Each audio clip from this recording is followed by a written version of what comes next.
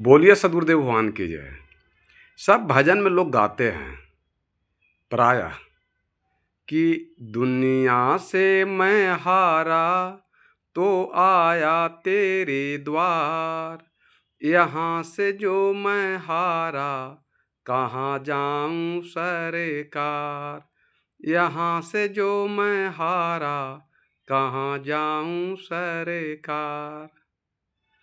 धरती पर मनुष्य आता है माँ के गर्भ से, तो पूरा परिवार हंसता है और बच्चा रोता है। सदगुरु कबीर साहब बोली हैं कि कबीर जब हम पैदा हुए, जग हंसा हम रोए, ऐसी करनी कर चलो कि हम हंसे जग रोए। तो मनुष्य जीवन भर जब जन्म लेता है, तो तब से उसका दुर्भाग्य कहिए चाहे पुरुष का श्राप कहिए कि परिवार को सेवा सत्कार करते करते आदमी थक जाता है।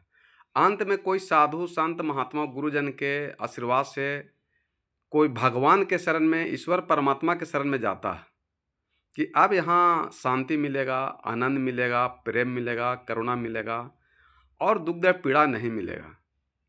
तो मनुष्य सोचता है कि संसार में रह कर करके, परिवार में रह कर करके, माता पिता को निभा करके अगर भजन भक्ति सत्संग कर लिया जाए तो मेरा जीवन धन हो जाए। और प्रायः हिंदुस्तान के प्रत्येक मनुष्य का यही सोच विचार है कि परिवार में रहते हुए आप भगवान का नाम जाप कर करके मोक्ष मुक्ति प्राप्त कर सकते हैं। लेकिन कोई सच्चे मन से अगर भजन भक्ति सत्संग करना भी शुरू कर देता है तो वहाँ भी दुख दर्द पीड़ा बहुत मिलता है।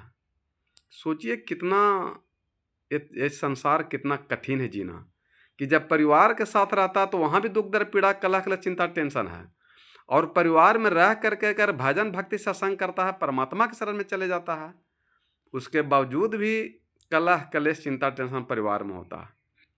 अंततः वो आदमी को अब कहना पड़ता है कि दुनिया से मैं हारा तो आया तेरे द्वार। यहाँ से जो मैं हारूं तो कहाँ जाऊं सरकार।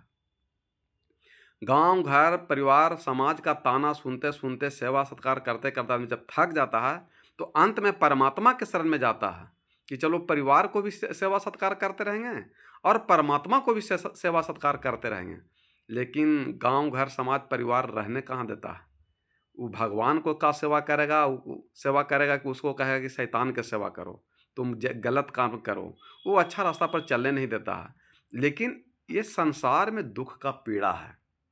यहाँ जो है दुख है, यहाँ सुख नहीं है। 90% दुख है और 10% सुख है। अब आपका विचार हो सकता है कि प्रभु 10% सुख काहे ला दिए। तो 10% सुख इसलिए दिए हैं कि 90% मनुष्य दुख भोगे 10% सुख के लिए, कि अब सुख मिलेगा, अब सुख मिलेगा, अब सुख मिलेगा। लेकिन पूरा जीवन बीत गया, मृत्यु को प्राप्त हो गया, लेकिन मनुष्य सुख की आशा में, सुख परिवार को देते देते अपने सुख की आस में दुनिया से चला जाता है। कितना दर्दनाक जीवन मनुष्य का है। लेकिन अगर मनुष्य की चेतना जग जाए, विवेक जग जाए, प्रेम जग जाए, करुणा जग जाए, तो पूरे परिवार के साथ रह करके भजन भक्ति सत्संग कर करके परमात्मा का नाम जाप कर करके परिवार का भी उद्धार कर सकता है और अपना भी उद्धार कर सकता है और परमात्मा को भी खुश कर करके अपना जीवन उद्धार कर सकता है इस धरती पर से।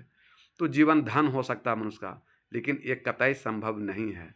इसलिए आप लोग को भी कहते हैं कि दुख में मत घबराना पंछी हो, दुख में मत घबराना पंछी, यह जग दुख का मेला है। चाहे भीड़ बहुत अंबर पर उड़ना तुझे अकेला है।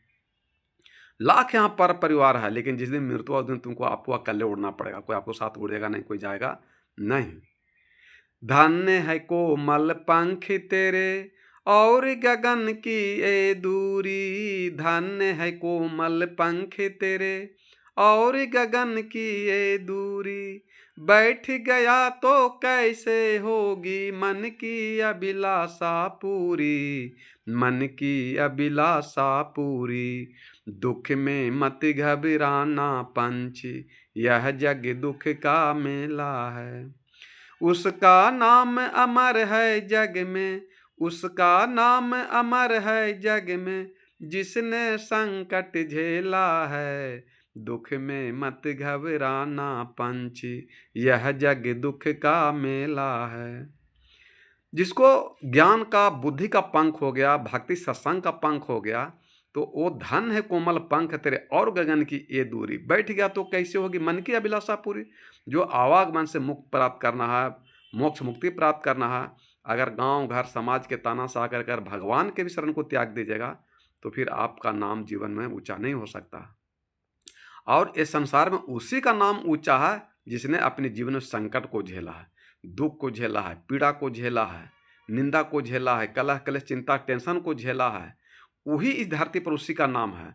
और नहीं तो आंख उठाकर देख लीजिए कि एपीजे अब्दुल कलाम है, बेचारा गृहस्थ आश्रम में नहीं आया, कितना दुख झेला, उस पूरा हिंदुस्तान को, देश को सेवा किए। ध्रुव है, सबरी है, मीरा हैं, सुदामा हैं, ये सब कितना संकट झेले कि अपने परिवार के द्वारा दुख दर्द पीड़ा मिलता है। लेकिन आप दुख दर्द पीड़ा को सह कर करके आप अपने आत्मा को विषय वासना से मुक्त कर करके ये आत्मा, अपने आत्मा को परमात्मा को सौंप दीजिए, तो आपका जीवन धन हो जाएगा, आवागमन से मुक्त हो जाएगा। ये संसार तो ऐसे ही चलते रहेगा। यहाँ किसी को आप सुख देते देते थक जाइए, लेकिन वो सुख उस कभी सुखी नहीं हो सकता वो। और अपना सुख शांति में आग लगा करके मनुष्य दूसरे को सुख शांति देने का प्रयास करता है, न वो कभी सुख होता है, और जो दे रहा है वो कभी सुख नहीं होता। इसलिए प्रत्येक मनुष्य का कर्तव्य है कि आप दूसरा के सुख शांति तो दीजिए, परिवार को, गांव घर समाज को, लेकिन आप अपना सुख शांति का भी कल्याण कीजिए, तो आपका जीवन धन हो जाएगा। और आपका जीवन जब भी सुख शांति मिलेगा, तो आप संसार से, परिवार से सुख शांति या मान सम्मान की प्रतिष्ठा को आग लगा दीजिए, यानी त्याग दीजिए, तो आपका जीवन धन हो सकता है। अन्यथा जीवन धन आपका नहीं हो सकता है, जीवन आपका दुख दर्द पीड़ा से भर जाएगा। इसलिए सदगुरु कबीर साहब बोले कि चाह मिटी चिंता मिटी मनमा बेपरवाह, और जिनको कछु न चाहिए शहंशाहों के शहंशाह। जो इस धरती पर चाह को मिटा दिया, मान सम्मान को मिटा दिया, तो उसकी चिंता मिट गया। और जो इस धरती पर स्त्री पुरुष दूसरे से चाह और चिंता मान सम्मान को रख ले कि हमको मिले, वो आदमी दुख भोग रहा है, पीड़ा भोग रहा है, कलह कलेश चिंता टेंशन उसका जीवन बीत रहा है। इसलिए चाह मिटी चिंता मिटी मनमा बेपरवाह, और जिनको कछु न चाहिए शहंशाहों के शहंशाह। जिनको इस संसार से, परिवार से कुछ नहीं चाहिए, वही सुख शांति आनंद मोक्ष मुक्ति प्राप्त कर सकते हैं। प्रेम सुरे सदगुरुदेव भगवान की जय।